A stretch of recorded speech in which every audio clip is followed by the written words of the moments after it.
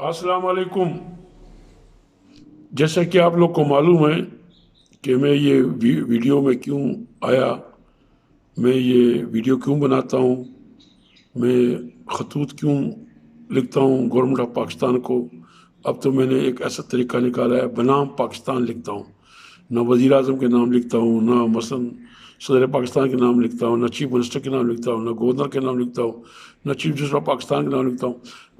ख़त लिखता हूँ बनाम पाकिस्तान। पता जो है ये 22 करोड़ गरीब आवाम, इसका ये एड्रेस देता हूँ। नीचे जो मुतलका जिसके मुतालिक ये ख़त होता है उनको ये ख़त देता हूँ और 5-6 और लोगों को भी ये ख़त भेजता हूँ। तो ये 32 साल जो मेरे ज़िंदगी के कीमती साल इन्होंने ज़ाय किए हैं अदालतों ने और महकमों ने, और इस मसलन अब आगे क्या बोलूँ। तो ये मैं खतूत देख रहा था, अपनी फाइलें देख रहा था, मैंने बोला चलो थोड़ा इसको प्रिपेयर कर लूँ। तो मुझे एक जज का मैंने एक अपने ख़त में हवाला दिया हुआ है। वो जज बड़ा ईमानदार गुजरा है। तो 1993 में यानी कि 1993 में उसकी तनख्वाह 4,500 थी। वो कहता है मैं 4,500 में गुजारा करता था और 4,500 में मुझे सुकून था। वो कहता था कि मसलन मुझे ऐसे भी लाले पड़ जाते थे कि मसलन मेरी ज़िंदगी नहीं गुजरती थी, मगर मैं कोशिश करता था। वो ख़त पूरा मैं नहीं पढ़ सकता, मैं 2-4 लाइने ख़त का पढ़ देता हूँ कि हम लोग को ईमानदार जज की भी बात करनी चाहिए। जैसे जस्टिस टिवाना भी ईमानदार जज था, उसको मिला हुआ प्लाट उसने गवर्नमेंट पाकिस्तान को वापस कर दिया। इसीलिए मैं हर रोज़ मुतालबा ये करता हूँ जिन जिन जजों के पास आज भी हमारे पाकिस्तान के प्लाट है वो आज अभी इसी वक्त वापस कर दें। तीसरी बात ये मैं कहता हूँ कि 12 लाख तनख्वाह जज की नहीं होनी चाहिए।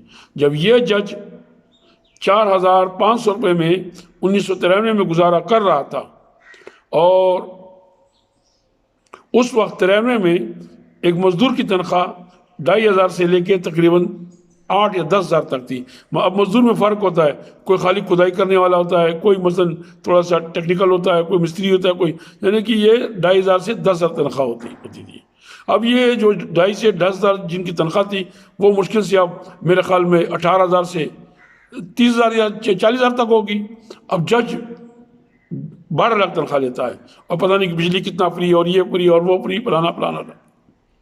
तो अगर तनख्वाह ज़्यादा होनी भी चाहिए तो वो तो उस्ताज़ों की होनी चाहिए।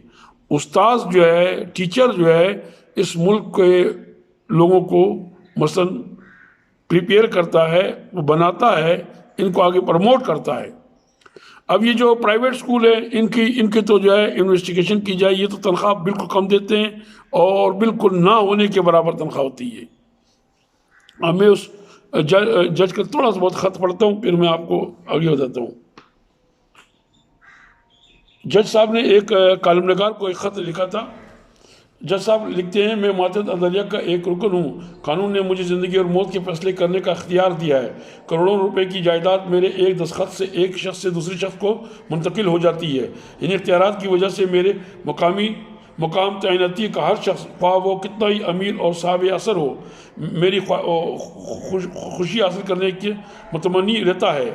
बड़े बड़े लोग जिनके कतार के ऐवानों तक रसाई होती है वो मेरे चंबर में दाखिल होना आज़ाद समझते हैं और इस मंजिल को पाने के लिए वो हज़ार जतन करते हैं।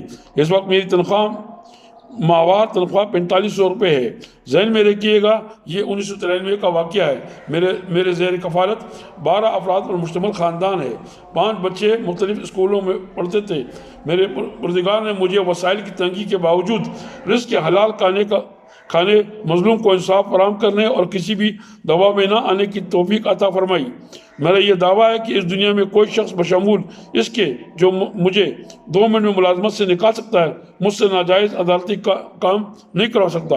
मेरे रब ने मुझे मेरे बच्चों को रिस्क हराम और इसको हासिल करने की ख्वाहिश और तमन्ना तक से महफूज रखा है। इस दुनिया के चकाचौंध दौलत की चमक और पुरासाइश ज़िंदगी की ख्वाहिश ने कभी शिकस्त नहीं दी। मैं अपने इन फैसलों पर ना तो कभी परेशान हुआ हूँ और ना ही पेशमान। اس دولت کی پجاری دنیا میں اب بھی ایسے جج موجود ہیں جن کے 2 بچے چارپائیاں کم ہونے کی وجہ سے ایک چارپائی پر سوتے ہیں، اور خدا کو حاضر ناظر جان کر سچ بتا رہا ہوں کہ دوسرے چارپائی خریدنے کی طاقت نہیں ہے۔ ہم حکومت یا اپنے اعلیٰ افسران کے ڈر یا خوف سے صاف زندگی نہیں گزار رہے، بلکہ روز محشر کے خوف نے لوٹ مار میں ملوث ہونے نے روک رکھا ہے۔ تو رب کریم کا انعام ہے کہ اس تندرستی میں بھی روز محشر نقشہ یاد رکھنا، ورنہ حالات انتہائی مایوس کن ہیں۔ اب یقین کرے یا نہ کرے، ہر ماہ ایسے دن بھی آ جاتے ہیں کہ جب بیمار بچے کے لیے معمولی دوا خریدنے کے لیے بھی جیب میں 1 روپیہ تک نہیں ہوتا۔ ناظرین کرام، برائے کی جڑ اللہ پر ایمان کی کمزوری اور اللہ کی احتساب سے نہ ڈرنا۔ یہی وجہ ہے کہ جب ڈائریکٹر جنرل اور چیئرمین سائیکلوں پر دفتر آتے تھے تو کرپشن نہ ہونے کے برابر تھی، اور آج 0 میٹر گاڑیاں ہیں، پلاٹ ہیں، اور 12 لاکھ تنخواہ ہے، اور 5 اسٹار ہوٹلوں میں کھانے ہیں، کرپشن عروج پر ہے۔ تو تنخواہ جج کی 12 لاکھ نہیں ہونی چاہیے۔ اب میں آتا ہوں، یہ صوبائی مصب میں نے ایک کیس داخل کیا ہے۔ دیکھیں کیا کیا کام ہوتا ہے۔ یہ صوبائی مصب نے مجھے فیصلہ دیا، یہ آپ لوگ خود پڑھیں، یہ ڈگری دی ہے مجھے، 11 پیج کی ڈگری ہے۔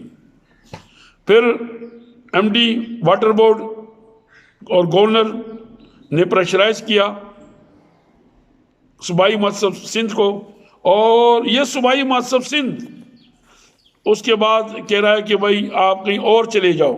بھائی جو میں 2 سال سے ادھر دھکے کھا رہا تھا تو میں کہیں اور کیوں چلا جاؤں؟ اور پھر وہ صوبائی مصب یہ لکھتا ہے نمبر 4، میں آپ کو پڑھ کے بتاتا ہوں۔ Your complaint does not highlight specific maladministration on the part of any provincial government agency۔ اب یہ بولتا ہے میل ایڈمنسٹریشن نہیں ہے، یہ میں نے ہائی لائٹ کیا ہوا ہے۔ بھائی میل ایڈمنسٹریشن تھا تو آپ نے مجھے یہ ڈگری دی تھی، میل ایڈمنسٹریشن تھا تو آپ نے میرا کیس رجسٹرڈ کیا، خود مجھے ڈگری دی، اور جب میل ایڈمنسٹریشن تھا تو آپ نے ڈگری دی، آپ نے میرے کیس سنا، اور اس کے بعد یہ مجھے یہ لیٹر ایشو کیا جاتا ہے کہ آپ کہیں اور جائیں۔ یہ بھی نہیں لکھا کہ بھائی میرے پیسے نہیں بنتے یا کیا۔ یہ پھر میں ایک کیس اور لے گیا تھا اسی دوران، پھر انہوں نے مجھے لکھا کہ ہم نے آلریڈی ایک کیس کیا ہے تو وہ اس کو آپ یہ کہیں اور چلے جائیں۔ یہ دیکھیں، یہ آپ پڑھیں، یہ تیسرا کیس ہے۔ تو خدا کے واسطے میں گورنمنٹ آف پاکستان کو کہتا ہوں کہ اس ملک میں انصاف نافذ کر دے۔ آج جو لاہور میں دھرنا ہو رہا ہے، اگر انصاف ہوتا تو یہ جو PDM والے کہتے ہیں کہ بھائی ڈنڈا اٹھاؤ اور اگر پولیس آپ کو روکے تو پولیس کو بھی مار دو، میں آج گورنمنٹ آف پاکستان سے مطالبہ کرتا ہوں کہ جو PDM کے لوگ آ رہے ہیں ان کو مار دو۔ بھائی چاہے یہ ہو، چاہے مثلا یہ PTI والے ہو، جو بھی ہو، جو ریاست کو چیلنج کرے، جو ریاست کو مارے، ان کو مارو۔